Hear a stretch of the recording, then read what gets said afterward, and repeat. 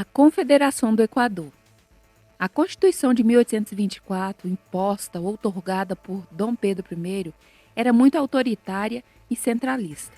O Rio de Janeiro exercia um papel em relação ao Nordeste semelhante a de uma metrópole. Até as importações tinham de passar por lá e deixar impostos. É óbvio que o Nordeste não aceitava isso.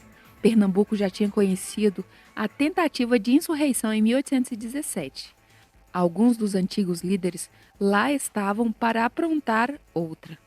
Além dos latifundiários, força dominante no movimento, haviam aqueles que, ainda inspirados nos gloriosos dias da Revolução Francesa e em algumas independências da América, sonhavam com a liberdade democrática no país. Eram homens como Frei Caneca e Cipriano Barata, que criticavam a existência do poder moderador, do Senado vitalício e do direito de voto limitado.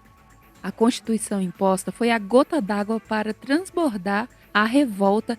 Buscando maior autonomia para as províncias, os latifundiários não abriram mão de ter um ex-revolucionário de 1817, Manuel Carvalho.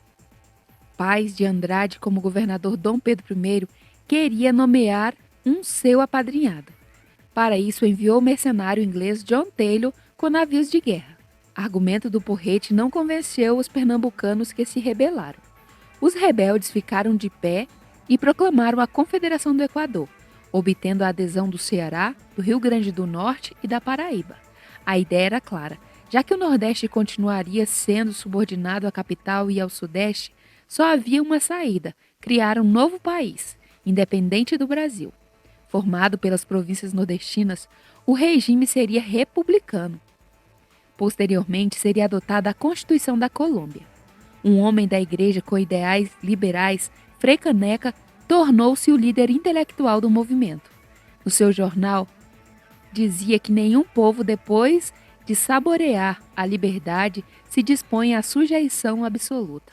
Toda força é insuficiente contra a vontade de um povo que não quer viver escravo. Os ferros são aparatos dos fracos e faciosos. Os grandes proprietários ligados a Dom Pedro I perceberam que o Brasil poderia repetir a América Espanhola e se repartir em inúmeros países. Mas no Brasil havia um centro de poder econômico, político e militar, a capital do Rio de Janeiro. Foi de lá que o imperador pediu um empréstimo junto aos ingleses para comprar armas, navios e contratar mercenários britânicos. Os movimentos nordestinos vacilou. Os senhores de engenho não queriam que o movimento se radicalizasse e deixasse o controle político com as massas populares. Vacilaram e não ofereceram a devida resistência.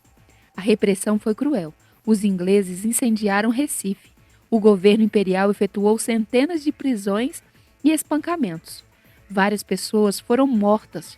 Depois, alguns dos líderes populares foram capturados e enforcados.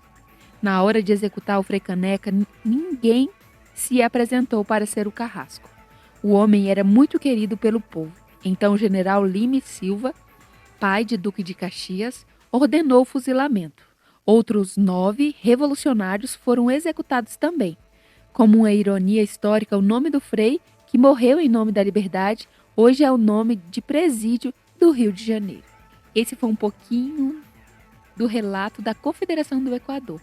Uma confederação que tinha como objetivo implantar ideias republicanas e queriam também a separação do país, formar uma república. Esse foi um pequeno resumo. Se você gostou, deixa aqui o seu like e, claro, comente e se inscreva no canal.